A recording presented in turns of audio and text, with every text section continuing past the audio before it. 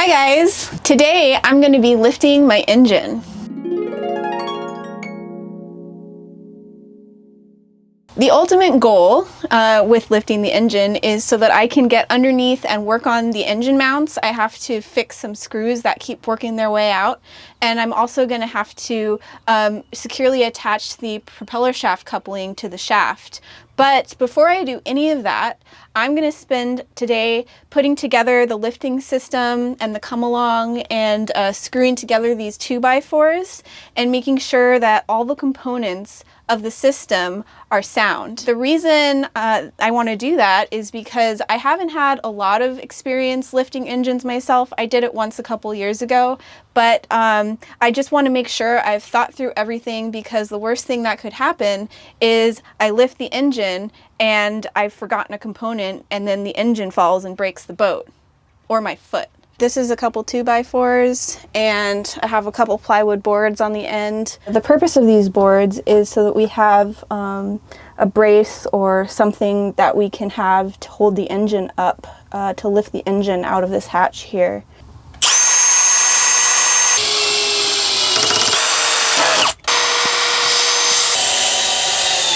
All right, all done. Now I'm gonna clean up some of the stuff that's where I need to be working.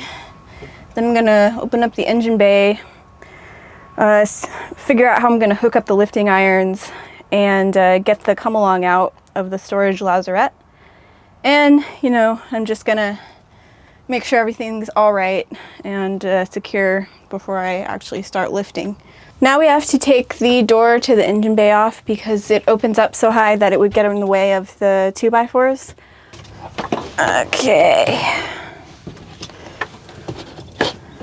I'll put it inside the boat somewhere. I'm disconnecting the batteries so that I have a few things to disconnect from the engine before I lift the engine. And I've turned off the shore power. The things I need to disconnect from the engine are a ground wire and a hose. It must always have the batteries off to do that.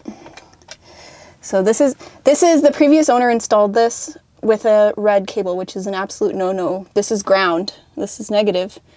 On a boat, red is supposed to be positive, and ground is supposed to be, it's actually supposed to be yellow. Negative is yellow on a boat. Lots of people make it black, but that's not actually the way you should do it, because the negative AC wire is also black, and usually you won't mix up AC and DC because the wires are such different sizes, but just because it's possible. And you know, sometimes not a battery wire, but another DC wire that's black could be going somewhere that's small, like an AC wire, and you could mix them up. So that's why they chose yellow as the standard for boats. So this is just psychological. All the batteries are disconnected.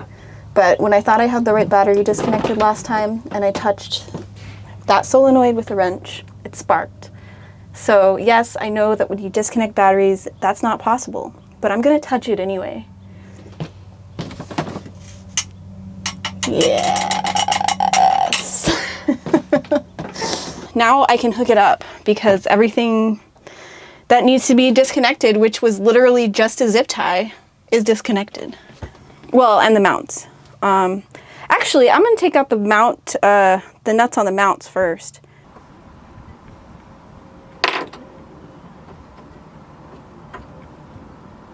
This is dyneema. It's like 3/8 or 7/16 dyneema, AM steel. Stronger than steel, ultra high weight molecular polyethylene, breaking strength of, for this one, around probably 20 or 30,000 pounds. So it's not going anywhere. If you tie the knot right, and if everything else is okay, that is, it's not going anywhere. Those are also very important things. But tying knots reduces the strength of a line by about half, just so you know. So, oh no, so sad. I only have like 15,000 pounds breaking strength. What will I do? Whatever will I do? I know it's a terrible knot. I'm going to fix it. Half hitches galore. This is just for spacing right now. I'm gonna do it better when I actually lift the engine. Yeah, so a little bit of a problem. I realized this come along is so long that even when it's fully up in the up position, it's already right down on the engine like this. So I'm gonna have something go across the lifting irons like a piece of chain or dyneema, but it's already down right here, so you can't lift it. I have to put blocks or something underneath them. So I went to Stoneway Hardware and I got 4 massive cement blocks, and I put 2 on each side of the brace that I'm going to use to lift the engine. So I think that's going to give me about 1.5 feet of extra height. Now I'm going to finish taking off the, well, I'm not going to finish taking off the mounts until I hook something to the engine and tighten it up, so that if I do take off the mounts and the engine threatens to like slide around, I have some control over the engine and I can pull it tight and kind of lift it up a little bit. These are the lifting irons on the engine. This one here and that one there. So I'm going to put this, I just really have a very long piece of dyneema rope that's going from here and that's going all the way in the cabin and kind of sitting on the floor and then coming back out here. So the other end I'm going to tie off, I'm going to put through here like that. Like this here.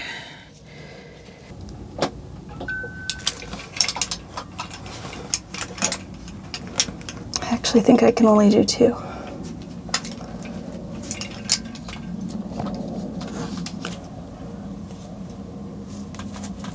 Do those.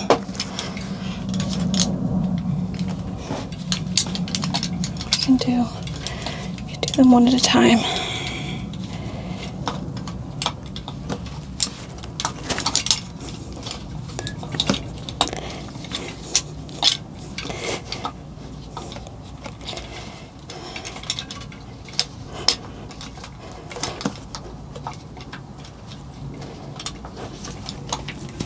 This is way overkill, by the way. It's only a 300-pound engine.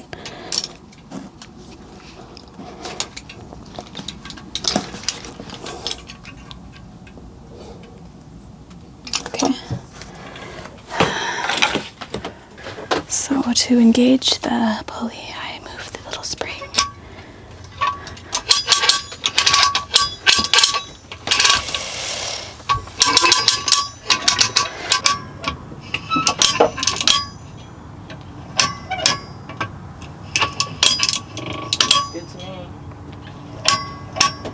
Is it lifting evenly? Yeah. Oh, sweet. Evenly. Awesome. So as you can see, the engine is now lifted completely off the mounts, which is all we really needed to figure out for today. So we've confirmed that the lifting system is going to work. So tomorrow evening, I'm going to open all this up again, really lift the engine up again, and start working on the mounts and the propeller shaft coupling. If not the coupling, definitely the mounts. We'll see how far I get. Thanks for watching, everyone. Come back next week when I lift the engine again and I actually start to work on the mounts. Have a good week.